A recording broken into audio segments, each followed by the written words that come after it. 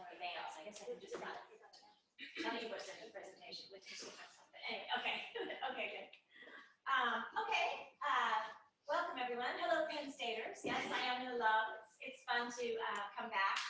I came back 2 years ago for a talk here, but I actually hadn't been back then since I left, which was in the early 90s. So I enjoyed visiting then, and I'm enjoying it now. It's neat to be back on campus and see how things have changed. So today I'm going to talk about family checkup, and I'm going to talk about my project focused on kindergarten transition. Move this up a little bit. So I'm stooping down.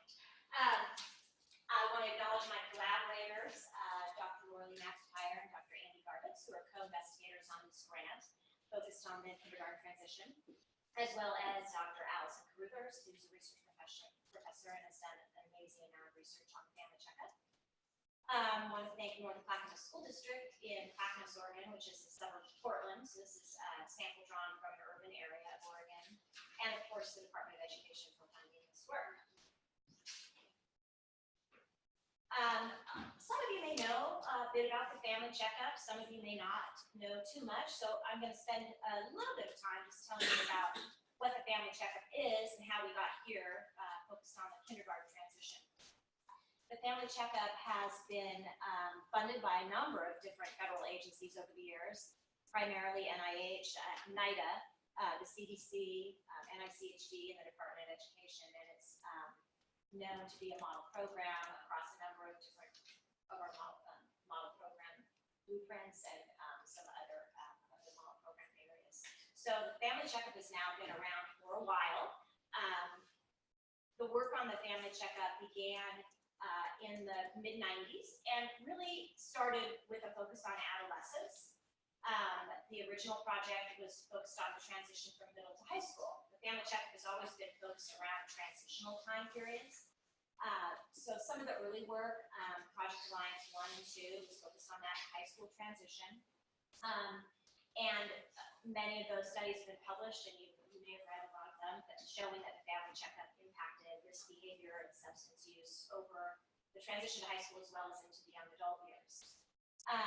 Then there was a large study focused on early childhood, early steps, by Tom Shaw and Danny Shaw were involved in that study. And that study really focused on kids aged 2 to 5 whose parents were enrolled in the WIC program. And then there was continued support as families hit elementary school, but it wasn't a school-based model, it was a community-based model. And then there's the kindergarten study, which I'm going to talk about today. The kindergarten study is the only school-based family checkup model for the elementary school and early childhood years. The rest of the models have been community-based, so that's what made that study novel. And then we've got some ongoing projects. There's sort of a next generation of family checkup research out there, and I'll just talk a little bit about that as we move forward. Family checkup online, family checkup for health, and family checkup has now been embedded in pediatric settings. So there's all kinds of innovations at the family checkup now, and it's really exciting to see that work move forward in different ways. As I said, there's been a lot published on the family checkup, and I won't review all those studies today, but there have been effects of family checkup intervention on a number of mental health and behavioral outcomes: behavior, aggression, peer deviance, risky sexual behavior, substance use, and depression, from early adolescence all the way into the adult years. Parenting skills like positive parenting, limit setting, monitoring, and maternal depression, and school engagement, grades, attendance, and teacher-rated behavior. So that's lots of work out there showing that family checkup has effects on a variety of different behaviors, parenting skills, and school outcomes across the lifespan.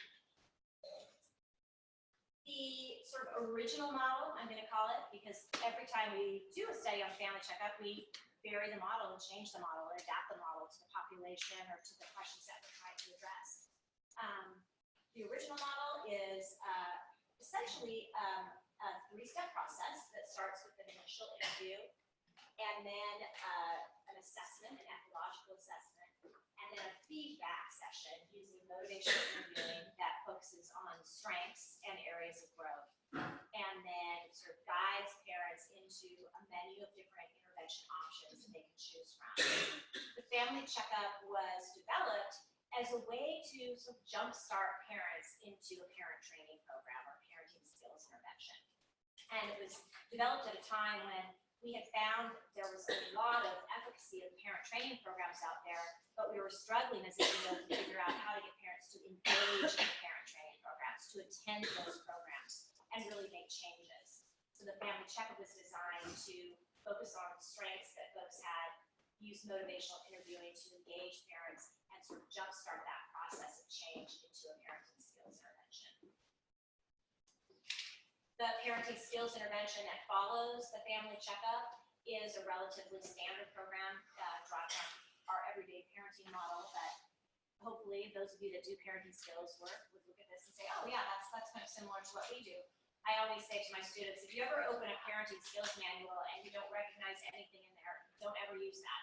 Because one thing we've figured out is what those key skills are that parents need to be using with their children. We've studied that for years now. Positive parenting, effective limit setting, problem solving, monitoring and supervision. Those should all be standard content areas in any kind of evidence-based parenting program. And those are part of our parenting program. So once parents go through the family checkup, they, based on their assessment and feedback and the collaborative working relation they have with the practitioner that's supporting them, they choose from a menu of options and they are guided into these content areas.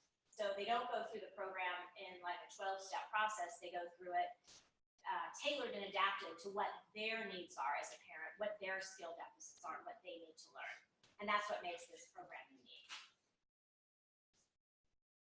There have been a lot of adaptations of the family checkup. I just talked a little bit about that. We've used this model in community mental health, where we worked with practitioners in community mental health, and we adapted it to just be one session so we could get everything done quickly, because that's how community health works, so we could jumpstart right into the treatment process.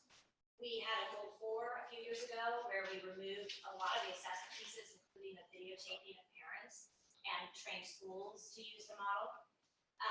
We used the family checkup on a variety of different populations and changed it to make it more culturally relevant. We used it for rural populations and adapted it to be online as a telehealth model, and there's an adaptation right now that's focused on health and physical activity. So lots of different innovations. Today I'm going to talk about one of those innovations, which is my kindergarten study. This study really took our original family checkup model and adapted it for use at the school transition as children enter kindergarten, which is a really, I think, age where it is right for intervention like this.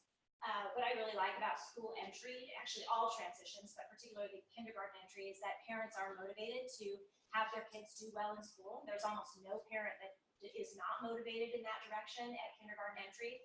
And so it is a really nice time to be able to bring parents in as partners in helping their children be successful in school. And we have found that that is true. We had a lot of good participation in this project, which I'll talk about in a minute. So some of the goals are to capitalize on that motivation during the transition, deliver this during the kindergarten year, and then every year since then for 3 years, so it was in kindergarten first and second. Target caregivers and focus on effective parenting strategies, and motivate parents to make changes in parenting behavior that supported academic success and school success. So those are our overall goals. Our theoretical model that guides this work is probably a familiar one to you. It's really a developmental ecological model that looks at some of the risk factors in early childhood, here on the left, like poverty, mental health problems at home, contextual risk factors, and then those risk factors we know lead to reductions in parenting skills. It's very hard to be an effective parent in the context of those risks, which in turn leads to poor self-regulation and behavioral control and poor academic skills for kids, which are correlated. And that leads to some long-term middle child outcomes that can be negative for kids. And our focus and our target of intervention has always been on this mediator parenting skills. We, as practitioners, can't do a lot about those early risk factors. Those happen. What we can do is focus on skill training and helping parents where they're at to try to improve the skills they have with their child. And that's been our target. The kindergarten study is an efficacy trial, so it's a randomized trial. We started with students in 5 different schools across North Clackamas School District, which is a higher risk school district in the Portland area. We randomly assigned families to just school as usual for the family checkup and follow-up support in first and second grade. The project began in 2014, and we have a total of about 321 kids enrolled. It's a 2-cohort design, and we've been doing assessments in kindergarten through third grade. And our goal is to understand the efficacy of this intervention for at-risk and high-risk families and to improve academics and reduce behavior problems. Like I said, we used a fairly traditional version of the family checkup. You had an initial interview with families after they were enrolled. We did our standard ecological assessment, including the home observation and parent-child observation. And we used the findings from that assessment to provide strength-based feedback to families using motivational interviewing, and then collaborate with them on next steps to build on those strengths and support their child's success in school, providing a different menu of options here. Some of the changes and tweaks to the model here was more of an emphasis on the home-to-school communication piece. We did a lot of school meetings with parents to support them having better communication and opening channels of communication with teachers. We attended some teacher-parent conferences to help support parents and provided more support to parents and just being able to advocate for themselves and their child in the school system. We use this standard feedback form with families, which we adapted for kindergarten. It focuses on strengths, and we assess child and family adjustment relative to early elementary school, and then we focus on parenting skills and school adjustment. And this is sort of a structure for how we provide feedback to families with motivational interviewing. We go through the form with them, talking about the areas where they show strengths and the areas where they need attention or could use some support, and use a collaborative process to provide that feedback. Our goals, like I said, were to improve behavior at home, enhance home-to-school communication, improve behavior at school, and increase achievement and school success. We did adapt this version for kindergarten transition in a number of different ways. Our behavioral observation included 2 new components that we've never included before with the family checkup. One was reading with your child, and the other was doing homework together with your child. And then we built some intervention modules off these 2 different themes and components for this population. Actually, this was some of the most interesting data that we collected on this project. It was so fascinating to me to watch parents read with their children, and some of the critical errors that parents make in doing that task with their kids, making reading sort of aversive and unpleasant versus making reading fun and an enjoyable time. And we were really able to give families a lot of feedback on those skills, and kind of developed a bit of a curriculum around that based on some other evidence-based programs. So that was a really nice focus of the kindergarten program that we hadn't included in the family checkup before. We also had parents do math in the observation. They had to do math worksheets with their child, really easy math, kindergarten level, like identifying shapes, that kind of thing. But it was also a great observational task to be able to see how parents would structure that up and provide support. And of course, we found a lot of parents didn't have those skills, so it was another opportunity for us to use those observations to support families in developing those types of skills which you need as your kid enters school, and they're going to have more and more homework and tasks they need to do at home. We also included a new behavioral screener for parents where they just checked off some of the things that were of concern to them multiple times a year, fall and spring. So we have multiple data points there, and we were able to then have our practitioners and interventionists call families and say, oh, I noticed you had some concerns on the screener about this. Can I come by and we can talk about that? So just provide us another point of contact with families to collect more data. And then we included more reading support interventions, making reading enjoyable, focusing on the child's level, and asking questions. I'm going to show a handout related to that next. This is just one of our handouts that gives you a sense of the content of the intervention, tips when you have a struggling reader, about how you can read with a child, how you can make it a positive experience, how to read with the child at the child's level, how not to force the child to read words they don't know, how to make it make reading fun. So we have a number of handouts like this that we use with families to get them up to speed with this task. We actually have a paper that's out now.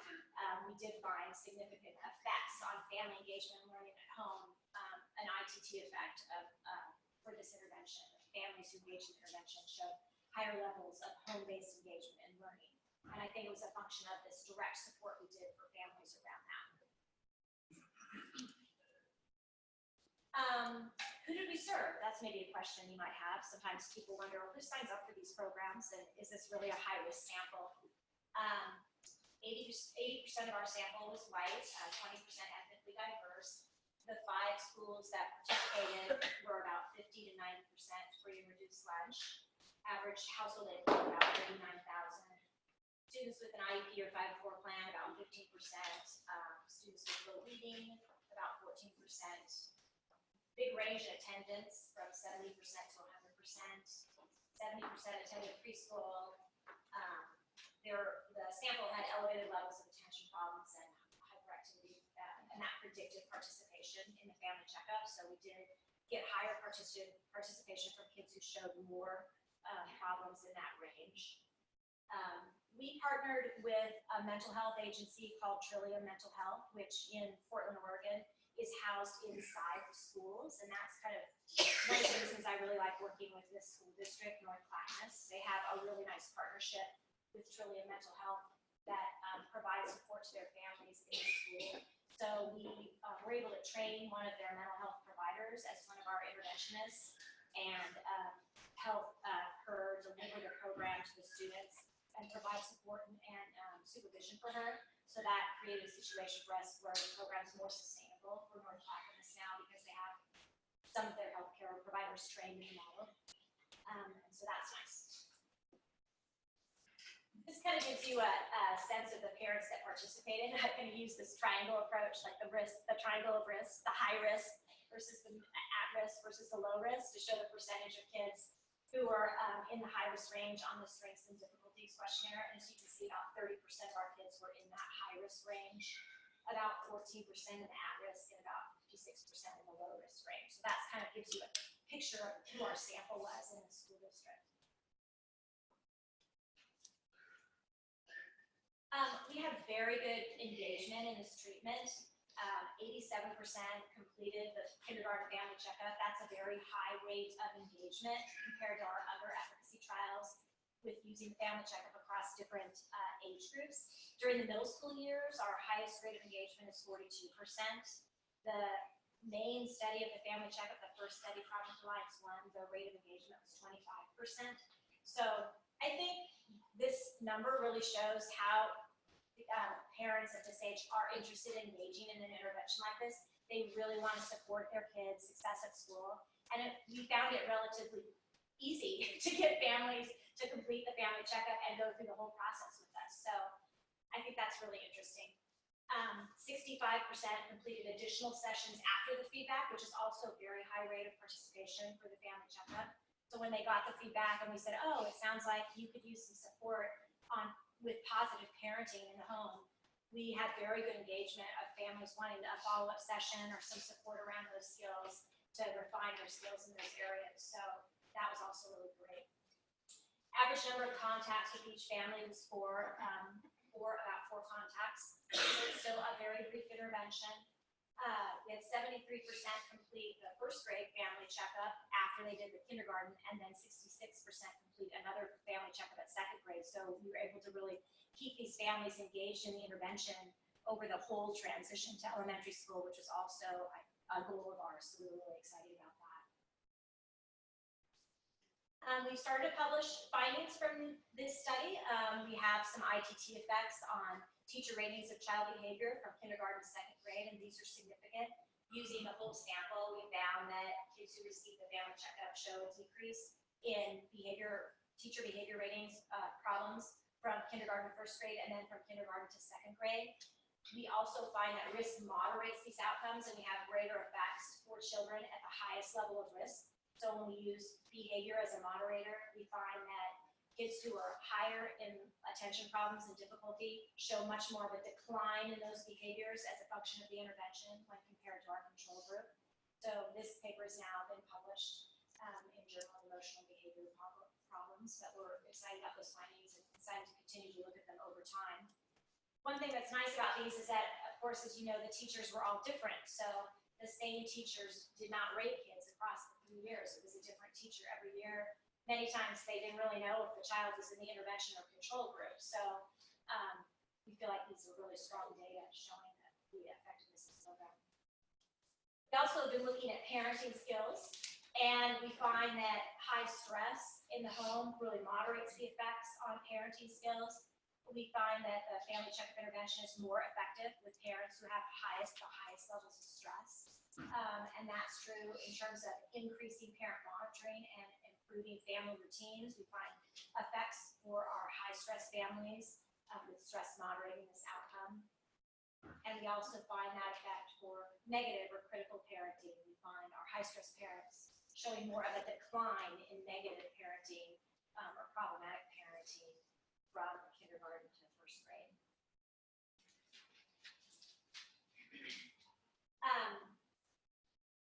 We have had a long-term partnership with North Clackamas School District, and I just want to talk a little bit about that. How can we improve the long-term uptake of this program? That's always a question for us. How can we keep this program sustainable? As I said, we work with community mental health in the schools, and we train local practitioners. And there was a huge strength to doing that. We had on-site therapists and quick access to families and children.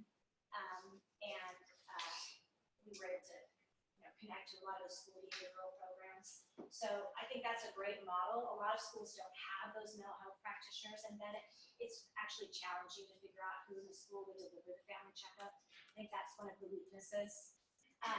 We have a lot of staff turnover, and this is something we've experienced in all of the intervention trials we've ever done with the family checkup. We have huge principal turnover, nearly 100%. Every principal turns over. We have huge staff turnover in mental health. The average person that works at Trillium Mental Health, it works there for 12 months. So the average therapist turns over every year, and that makes it really hard to train staff and have sustainability in programs because you have to keep retraining as they rehire. And so that's one of the challenges we face in terms of sustaining the program. I never used to put these kinds of slides up because I always thought they were kind of like, well, that's real data, this qualitative data. I've come to a place in my career where I see that it is real data. And I enjoy actually reading some of the comments we get from parents. I think one of the things I enjoyed most about running this program is that parents were just very satisfied with the program. They really enjoyed participating in it. And they had a lot of positive experiences being part of it, and you can see some of the quotes up here. They would recommend it, definitely something they would do. They loved the one-on-one support. They loved that it was focused around what their needs were, that it wasn't a group model. They were very sad to see it end, which luckily it hasn't ended, but I'll get to that soon. And I think I like collecting these kinds of comments now. I collect their consumer satisfaction questionnaire at the end, and I have people rate some things as well as write open-ended comments. And then we look closely at those comments, and I think it provides us with a lot of feedback about what we did well and some of the things we could improve on. So I really enjoy that. But I think this is was kind of the tone of the program, which I appreciated, and I felt great before that the families really felt like they could connect to it.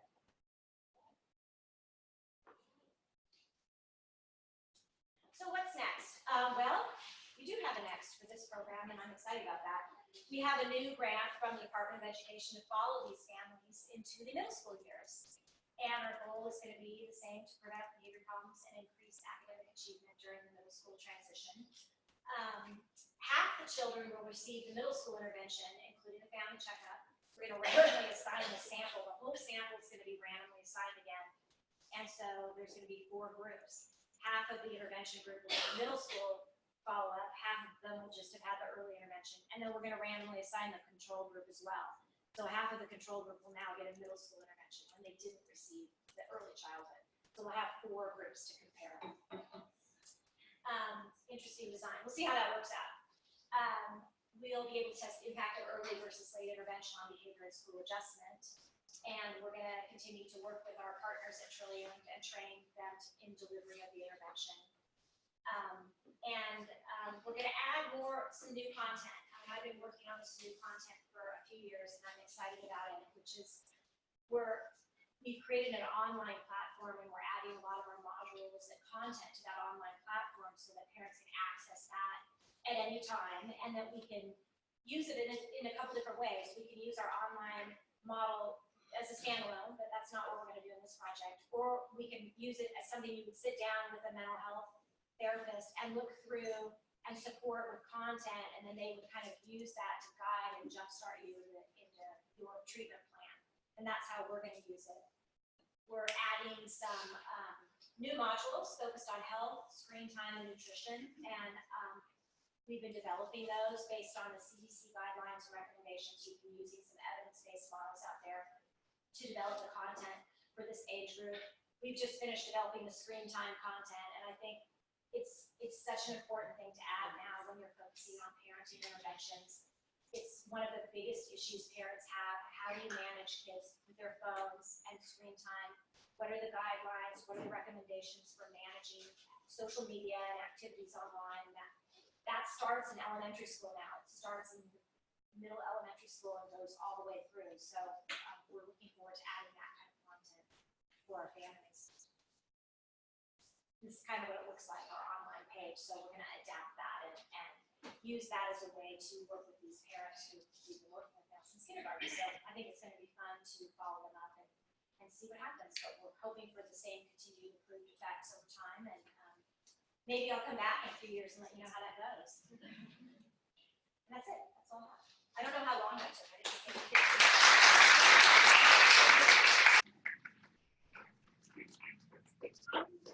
So we're going to have panel questions at the end of all the talks, but we have time for, if people have one or two questions for clarification just about Beth's presentation. We have a couple minutes.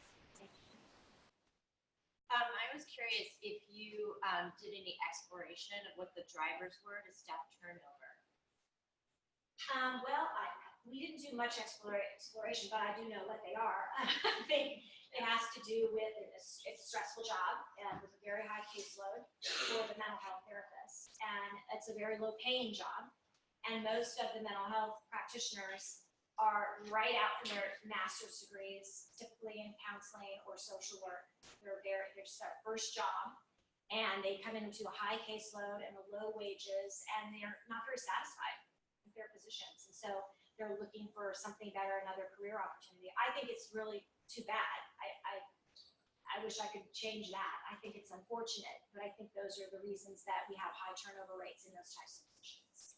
That's the #1 barrier that we see to scaling evidence-based programs at the Epicenter project, the Prevention Research Center. And I think it's probably a problem that we need to solve if we're really going to look to scale any kind of evidence-based mental health program, is that we need to address the needs of the workforce. I agree. Yeah. I really do. And it's an underpaid workforce. Yeah. It's a really hard job. So it's a hard job to stay in long term. One other question, is your material, like, can we access this, explore this for ourselves, or is this like behind a? Yeah, not right now because we're in the middle of a randomized trial with this, another project. But there's a lot of content on the family checkup available online, both on the U of O website as well as on the ASU website through the Reach Institute. And you can click around there and see a lot of the parts of the program. Have you run into any barriers with trying to use the online format with a more high-risk sample? And that's a good question. A lot of folks ask that and think, well, people don't have maybe access to the internet or that kind of thing. It's interesting. Almost everyone has a phone now, and almost everyone has a smartphone, regardless of socioeconomic class. It's fascinating to me, and that does really allow for us to access a lot of different risk populations. It's very rare that we come across someone who doesn't have a smartphone.